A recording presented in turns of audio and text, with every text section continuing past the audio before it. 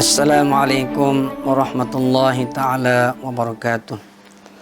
Alhamdulillah, wassalatu wassalamu ala rasulillah wa ala alihi wa ashabi ajma'in. Pertamanya saya ucap terima kasih kepada pihak Urustia Penerangan Kerajaan Negeri Kelantan yang telah mengadakan program Bicara Siasah, di mana bercakap tentang siasah atau politik dalam Islam sebenarnya merupakan perkara yang sangat penting. Mahu tak mahu, kita hidup di dalam dunia ini memang terlibat dengan siasah atau politik. Kita tak dapat elakkan. Cuma dalam Islam, Allah Subhanahu Wa Taala sudah mengatur, menyusun bagaimana kita berpolitik mengikut kaedah Islam. Kita tak boleh berpolitik mengikut kaedah kita atau ikut selera kita. Bila kita berpolitik, politik sebenarnya ialah pengurusan. Pengurusan dalam kehidupan, urusan organisasi jamaah, urusan pentadbiran kerajaan, urusan kemasyarakatan. Dia meliputi pelbagai bidang kehidupan manusia, sebenarnya terlibat dengan politik, strategi, kaedah pelaksanaan, cara atau uslub berinteraksi dengan masyarakat. Semuanya memerlukan pada politik. Terutamanya dalam konteks kita mentadbir ataupun kita menjalankan tanggungjawab atau memegang tugas di dalam mana-mana agensi atau berjawatan dalam kerajaan, dalam organisasi dan sebagainya. Dalam Islam, asas yang paling kuat ataupun perkara yang paling penting bagi seseorang ialah meletakkan taqwa sebagai asas di dalam apa-apa tindakan yang kita lakukan. Kerana itulah takwa merupakan asas yang paling penting di dalam Islam. Bila kita sebut tentang bicara siasah, maka tak dapat tidak kita kena kaitkan dengan takwa sebagai politik orang Islam. Takwa sebagai politik orang Islam, inilah yang akan menjamin kejayaan, yang akan menjamin kestabilan, kesejahteraan kepada alam dan kepada rakyat seluruhnya. Para pendengar yang saya hormati sekalian, mungkin kita tertanya-tanya, apakah dia takwa? Takwa ni kita dengar setiap hari. Bahkan wajib kita mendengar pesanan takwa setiap minggu.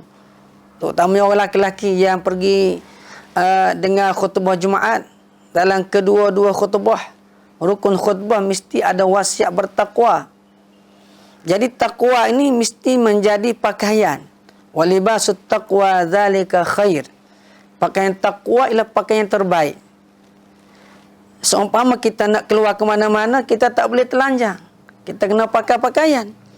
Begitulah kita hidup di mana saja, kita buat kerja apa saja. Kita mentadbir ke, kita mengurus kita dalam pejabat ke, kita di jalan raya ke, kita ketika keseorangan ke, sifat takwa tidak boleh dibuang daripada diri kita. Dia sudah menjadi pakaian kita sebagai orang Islam. Terutamanya kepada pemimpin. Orang-orang yang diberi tanggungjawab memimpin perlu sangat menghiasi diri dengan sifat takwa yang tinggi, yang mendalam dalam diri, sebagai benteng daripada menyeleweng ataupun penyalahgunaan kuasa, pecah amanah dan sebagainya. Maka takwa yang ada dalam diri kita inilah yang akan mengawal diri kita. Takwa ni apa benda? Takwa ialah, kalau kita tengok dalam kitab-kitab ada pelbagai ta'rif, tapi ta'rif yang ringkasnya ialah imtithalu awamirillah wajtinabu nawahi. Takwa ialah kita boleh menjunjung, mematuhi segala titah perintah Allah dan kita meninggalkan segala larangan Allah. Bila Tuhan perintah, Allah perintah, kita buatlah. Fattaqullaha mastata'tum. Dalam buat perintah Allah, kita kena buat sekadar kemampuan kita. Tetapi bila Allah Ta'ala larang sesuatu, pajtanibuh, kita kena mesti menjauhinya. Itu takwa. Tidak ada kompromi dalam benda yang Tuhan larang. Dari segi mematuhi perintah pelaksanaan kewajipan ini, ada tahap di bawah kemampuan kita. Fattaqullaha mastata'tum. Jadi begitulah, bila kita jadikan takwa sebagai perhiasan kita, pakaian kita, insya-Allah bila kita berpolitik dengan cara Islam, politik yang tidak mengkhianati, politik yang tidak ada berlaku penyelewengan, kerana pakaian takwa sudah tersemak dalam diri kita. Sebab itulah Allah Subhanahu Wa Taala berpesan kepada kita supaya bekalkan diri dengan takwa. Wa tazawwadu fa inna khairaz zadi taqwa wattaquni ya ulil albab. Adalah kamu buat bekalan. Bekalan apa? Sebaik-baik bekalan ialah takwa. Wattaquni ya ulil albab. Dan takutlah kamu kepadaku, wahai orang-orang yang mempunyai akal fikiran. Kalau kita ni berfikir, kita ni orang cerdik, dan pimpinan mesti kena orang cerdik. Mestilah dia letakkan takut kepada Allah melebihi takut kepada undang-undang manusia, melebihi takut kepada polis, kepada SPRM. Dah, takut ni, takut bila kita nak rasuah, takut terdedah. Itu takut kepada undang-undang dunia barangkali. Tapi bila kita bertakwa, kita takut kepada Allah, mengatasi takut kita kepada yang lain. Inilah yang perlu kita bekalkan dalam diri kita, terutamanya sebagai seorang pemimpin yang diberi amanah dan tanggungjawab menguruskan tadbiran negara, negeri, atau mengikut tahap-tahap yang kita pegang masing-masing. Karena itulah Allah Subhanahu Wa Taala jadikan takwa ini wasiat yang disampaikan oleh seluruh para anbiya. Walaqad wassayna alladhina utul kitaba min qablikum wa iyyakum anittaqullah. Allah Ta'ala berfirman, dan demi sesungguhnya kami wasiatkan kepada orang-orang yang terdahulu, para anbiya yang terdahulu, dan juga kepada kamu wahai umat Nabi Muhammad sallallahu alaihi wasallam, anittaqullah, adalah kamu bertakwa kepada Allah Subhanahu wa taala. Bila para sahabat Nabi diarahkan pergi ke medan perang, Nabi berwasiat, takutlah kamu kepada Allah. Jangan buat dosa. Jangan buat maksiat. Jadi, bila kita takut kepada Allah, kita tidak buat dosa. Kita tidak buat maksiat. Kita tidak buat kemungkaran. Kerana pertolongan Allah ini bersama dengan orang-orang yang bertakwa. Innallaha ma'al ladzina taqaw. Sesungguhnya pertolongan Allah bersama dengan orang-orang yang bertakwa. Jadi kalau kita nak menang dalam apa-apa perjuangan, maka takwalah sebagai formula ataupun kaedah jaminan kepada kemenangan. Jaminan kepada kejayaan. Wattaqullaha la'allakum tuflihun. Itu jaminan kepada kejayaan. Bertakwalah kepada Allah, pasti kamu akan berjaya. Pernah seorang sahabat Nabi Abu Dzar radhiyallahu taala anhu bertemu Rasulullah sallallahu alaihi wasallam, lalu minta wasiat, minta pesanan. Inilah sifat para sahabat Nabi.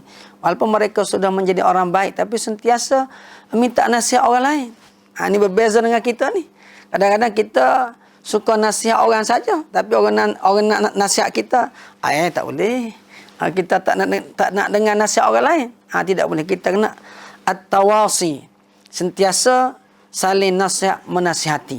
Itulah sifat orang beriman.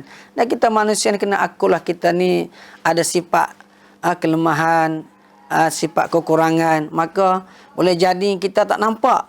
Orang lain tengok, orang lain nampak. Jadi orang lain boleh menegur kita, memberi nasihat kepada kita. Sahabat Nabi Abu Dzar ini berjumpa Nabi SAW, minta nasihat. Ausini ya Rasulullah Bila wasiat padaku, wahai Rasulullah? Bila pesanan untuk aku jadikan bekalan? Tak. Macam mana nak hidup dengan baik ni? Nabi kata, usika bitaqwallah fa innaha ra'sul amri kulli. Aku wasiatkan kamu, wahai Abu Dzar, dengan bertakwa kepada Allah Subhanahu wa taala, kerana takwa merupakan asas kepada seluruh kehidupan kamu. Takwa itu. Kerana itulah saya mengharapkan pada diri saya dan juga pada rakan-rakan pimpinan-pimpinan dan seluruh mereka yang diberi tanggungjawab memimpin masyarakat ini ataupun orang yang terlibat dengan politik secara langsung, mestilah bekalkan diri dengan takwa ni. Macam mana kita nak bekalkan diri dengan takwa? Takwa ini mestilah kita merasai muraqabatullah. Sentiasa kita diperhatikan oleh Allah Subhanahu wa taala. Walaupun kita nak luluskan sesuatu, tengok orang kanan tak ada, kiri tak ada, tapi kita rasa, kita yakin Allah sedang melihat, kita tak boleh menipu. Kita tak boleh luluskan sesuatu surat sokongan ke atau projek ke atau keuangan kepada mereka yang tidak layak, yang tidak cukup syarat-syarat dan sebagainya. Karena takwa kita kepada Allah yang kontrol kita, yang menjadi panduan kepada apa-apa yang kita nak buat. Jadi kita sentiasa muraqabatullah. Inna rabbaka labil mirsad. Sesungguhnya Allah SWT, Tuhan kami itu sangat teliti, sangat memerhatikan. Mirsad, sangat perhati kehidupan kita. Jadi kita kena sentiasa meletakkan pemerhatian Allah Ta'ala kepada setiap gerak-geri kita ini, mengatasi daripada kita merasai manusia sedang melihat kita. Nah, undang-undang sedang menunggu, menghukum kita sekiranya kita melanggarnya. Tapi Allah Ta'ala yang sentiasa merhatikan kita, yang kita tak boleh mengelakkan diri daripada bersembunyi. Kita kena jadikan muraqabatullah sebagai asas untuk lahirkan sifat takwa dalam diri. Yang kedua, untuk lahirkan sifat takwa kita dan diri terutamanya kepada pimpinan, ialah kita raja'us thawab al-ukhrawi. Kita mengharapkan pahala akhirat tu. Mana mengharapkan kelebihan akhirat, mengharapkan pahala atau kejayaan akhirat itu mengatasi daripada kita mengharapkan mendapat habuan dunia. Walal akhiratu khairul laka minal ula. Dan akhirat itu lebih baik bagi kamu, wahai Rasulullah. Rasulullah sebagai pemimpin. Nah, ini sebagai contoh tauladan kepada kita, pimpinan Rasulullah. Akhirat itu lebih baik kepada kamu daripada dunia. Bila kita meletakkan akhirat sebagai asas, sebagai matlamat utama kita, kejayaan bukan di dunia sahaja, kejayaan dunia dan akhirat. Bahkan kejayaan akhirat itulah yang kita paling dambakan, yang kita paling harapkan. InsyaAllah kita tidak boleh mengkhianati sesiapa. Kita tidak boleh mengkhianati diri kita sendiri, mengkhianati orang lain. Kerana takwa yang ada dari kita inilah yang akan memandu kita, yang akan menjadi pengukur kepada sesuatu yang kita nak buat, baik ataupun buruk, rosak ataupun bermanfaat dan sebagainya. Para pendengar yang saya hormati dan kasih sekalian, bila mana kita bertakwa kepada Allah Subhanahu Wa Taala ini, maka kita kena sentiasa memerhatikan gerak-geri kita, memerhatikan apa-apa yang kita nak buat supaya tidak melanggar peraturan-peraturan, bukan hanya peraturan yang dibuat oleh manusia, tapi peraturan Allah Subhanahu Wa Taala. Sebab Nabi berpesan kepada kita, ittaqullaha haitsuma kunta. Hendaklah kamu bertakwa kepada Allah di mana saja kamu berada. Di posisi mana kamu diberi tugas dan tanggungjawab, mestilah takwa menjadi pakaian kamu. InsyaAllah dengan kita jadikan taqwa sebagai asas ini, maka kita akan dapat menjalani kehidupan kita dengan baik. Pernah para sahabat Nabi dulu membuat suatu analogi mudah ataupun suatu perbandingan mudah. Bagaimana kehidupan seorang yang bertakwa tadi. Itu seperti orang yang berjalan di tempat yang ada duri, ada kaca.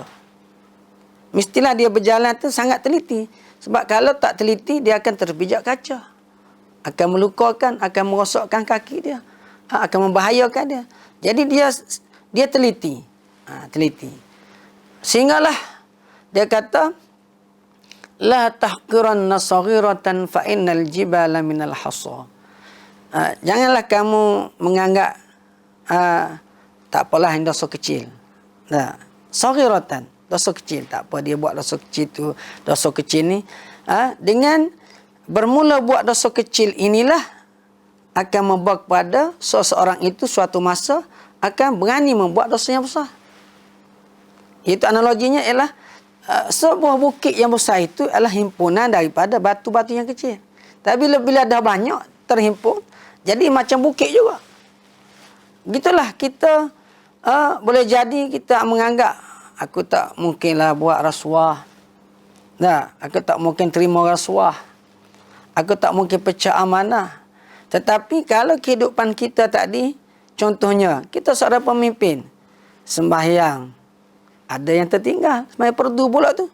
Tentu sekali orang yang menjadi pemimpin meninggalkan sembahyang, itu suatu dosa yang sangat besar. Sibuk sangat, mesyuarat lah, program lah, macam-macam. Akhirnya tinggal perintah yang wajib. Itu satu dosa yang besar. Dengan sengaja meninggalkan solat keperluan 5 waktu. Jadi dengan menganggap remeh, benda tu benar dosa, benar maksiat. Akhirnya orang seumpama inilah akan terjerumus dalam kancah yang lebih besar, iaitu mereka akan terperangkap dalam tawaran-tawaran dunia. Boleh jadi kalau tawaran tadi tak banyak mana, tak apalah, sikit lah. Tak berasa terliur lagi, tak rasa tak buat gapo sikit. Tapi boleh jadi suatu masa dia bertemu dengan keperluan dunia dia, nak bayar hutang dia, nak dapat itu ini dia. Maka ketika itu tak apalah, kita helah sikit, kita buat alasan begitu, tak wilai begitu. Akhirnya kita menganggap itu bukan benda yang salah, dan kita telah terjerumus, terjatuh dalam perangkap mencari dunia tanpa kita melihat ini suatu kesalahan yang besar di sisi Allah Subhanahu wa taala dan dalam agama Islam. Para pendengar saya hormati sekalian, di hujung bicara siasah kali ini saya menasihatkan diri saya dan semua yang diberi tanggungjawab ini supaya kita sentiasalah berwaspada dengan kehidupan yang penuh dengan pancaroba ini, penuh dengan cabaran ini. Kerana kita sentiasa akan diuji oleh Allah Subhanahu wa taala, dan ujian ini dia datang dalam pelbagai bentuk yang kadang-kadang kita tak duga. Sebab itu Allah Subhanahu wa taala akan mempermudahkan urusan kita bila mana kita jadikan takwa sebagai pakaian. Ada dalam Al-Quran, wa may yattaqillaha yaj'al lahu min amrihi yusra.